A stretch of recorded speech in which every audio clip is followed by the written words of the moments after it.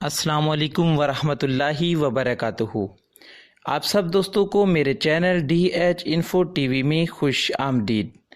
दोस्तों, आज मैं आपके लिए एक दिलचस्प मौजू ज़ेर बहस लाया हूँ। आज की इस वीडियो में हम डिप्रेशन के मौजू पर बात करेंगे।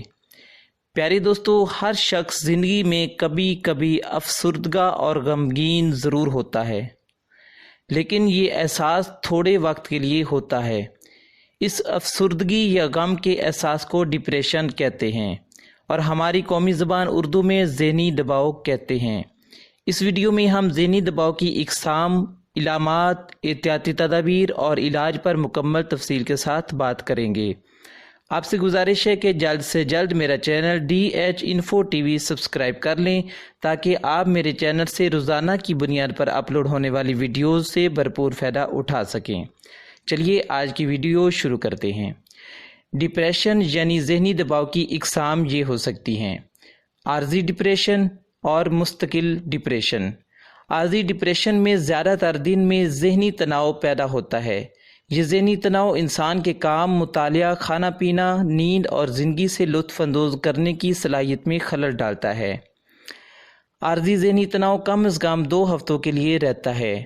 आर्जी ज़हनी तनाव किसी भी वक्त किसी भी शख्स को हो सकता है। नंबर 2, मुस्तकिल डिप्रेशन। मुस्तकिल डिप्रेशन में मरीज़ की ज़हनी हालत बिल्कुल ख़राब हो जाती है। मरीज़ के सोचने समझने की सलाहियत सलब हो जाती है। मुस्तकिल डिप्रेशन में मुब्तला शख्स किसी काम को ठीक तरीके से सर अंजाम नहीं दे सकता। मरीज़ हर वक्त गम व गुस्सा और परेशानी की हालत में ज़िंदगी बसर करता है। मुस्तकिल ज़हनी दबाव की इलामात अमूमन 2 साल तक रहती हैं। मुख्तलिफ उम्र में ज़हनी दबाव की सतह मुख्तलिफ हो सकती है। हम इसकी तफसीलात भी जान लेते हैं। ख़वातीन में मर्द के मुकाबले में ज़्यादा डिप्रेशन मौजूद होता है। ख़वातीन में हार्मोनल तब्दीली ज़्यादा ज़हनी दबाव का बायस बनती है। ज़हनी दबाव में मुब्तला ख़वातीन में अक्सर औक़ात उदासी, फालतू सोचों और गमो गुस्सा की इलामात पाई जाती हैं। ज़हनी तनाव में मुब्तला मर्द में ज़्यादा थकावट, चिड़चिड़ापन और बाज़ औक़ात नाराज़ होने के इम्कानात ज़्यादा पाए जाते हैं। मर्द हज़रात अपने काम और दीगर ज़रूरियात सरगर्मी में दिलचस्पी लेना छोड़ देते हैं। मुख्तलिफ़ कामों में लापरवाही बरतते हैं। ज़िंदगी से लुत्फ़ अंदोज़ होना भी छोड़ देते हैं। नींद की कमी महसूस करते हैं और अक्सर औक़ात मंशियात के आदी भी हो जाते हैं। बहुत सारे मर्द हज़रात ज़हनी दबाव को तस्लीम नहीं करते और किसी की मदद लेना भी पसंद नहीं करते। बूढ़े अफराद में ज़हनी तनाव पैदा हो जाए तो इनकी इलामात कम वाज़े होती हैं, या यूँ कह लें कि इनके दुख और गम के एहसासात का एतराफ़ कम होता है। बूढ़े अफराद में अमराज़ क़ल्ब का इम्कान भी बढ़ जाता है, जिसकी वजह से वो ज़हनी दबाव का शिकार हो जाते हैं। ज़हनी दबाव का शिकार नौजवान बच्चे बीमार होने का बहाना बना सकते हैं, स्कूल न जाने से इनकार कर सकते हैं। वो वालिदैन से लिपट जाते हैं और इनकी सेहत के बारे में फ़िक्रमंद रहते हैं। नौजवान बच्चे एहसास कमतरी का शिकार होकर भी ज़हनी दबाव में मुब्तला हो जाते हैं। नौजवान बच्चे स्कूल में मुश्किलात का सामना करते हैं, जिसकी वजह से ज़हनी तनाव में मुब्तला हो जाते हैं। नौजवान बच्चे बआसानी चिड़चिड़ापन का शिकार भी हो जाते हैं। अब हम डिप्रेशन की वजूहात जान लेते हैं। प्यारे दोस्तों, ज़हनी दबाव की असल वजह मालूम नहीं हो सकी। बहुत से मुहक्किकीन का ख्याल है कि यह दिमाग में कीमियाई तब्दीलियों की वजह से होता है।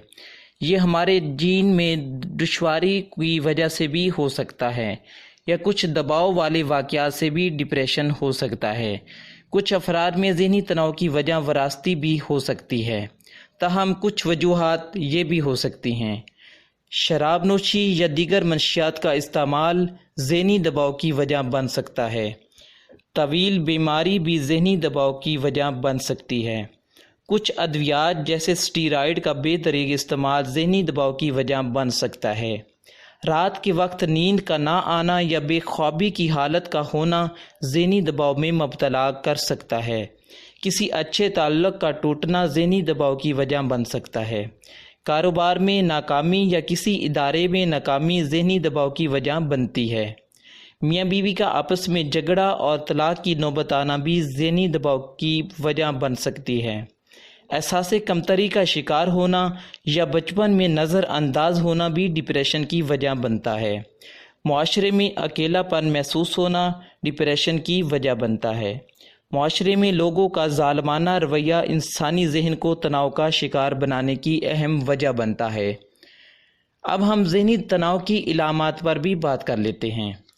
دوستو، کچھ لوگ اتنے باہمت ہوتے ہیں کہ وہ ذہنی دباؤ کا شکار ہونے کے باوجود محسوس نہیں کرواتے اور نہ ہی ان میں ذہنی دباؤ کی کوئی علامات نظر آتی ہیں۔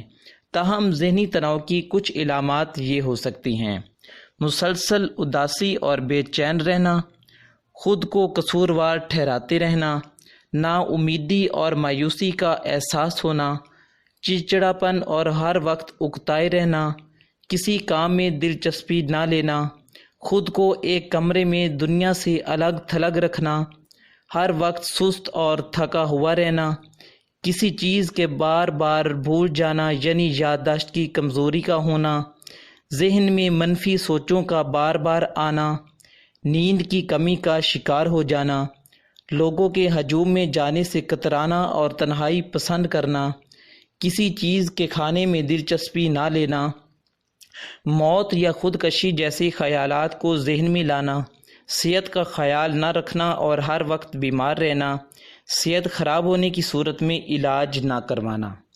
دوستو، اب ہم ڈپریشن سے بچنے کے لیے کچھ احتیاطی تدابیر پر بات کر لیتے ہیں، لیکن اس سے پہلے آپ کو ایک اہم بات بتاتا چلوں کہ ڈپریشن کے شکار افراد کا اگر بروقت علاج یا احتیاط نہ کی جائے تو یہ افراد بہت سی خطرناک بیماریوں جیسے پھیپھڑوں کی بیماریاں، دل کی بیماریاں، سر درد کا مسئلہ، دماغی بیماریاں، کمر درد کے مسائل، مرگی فالج اور کینسر جیسی مرضی بیماریوں میں مبتلا ہو سکتے ہیں۔ اس لیے ڈپریشن کا علاج اور احتیاط بہت ضروری ہے۔ اگر ہم یہ احتیاطی تدابیر اپنا لیں تو کافی حد تک ذہنی دباؤ پر قابو پایا جا سکتا ہے۔ روزانہ 40 منٹ ورزش کریں۔ ورزش کے لیے ایسی پارک کا انتخاب کریں جہاں سبزہ اور پھول زیادہ ہوں۔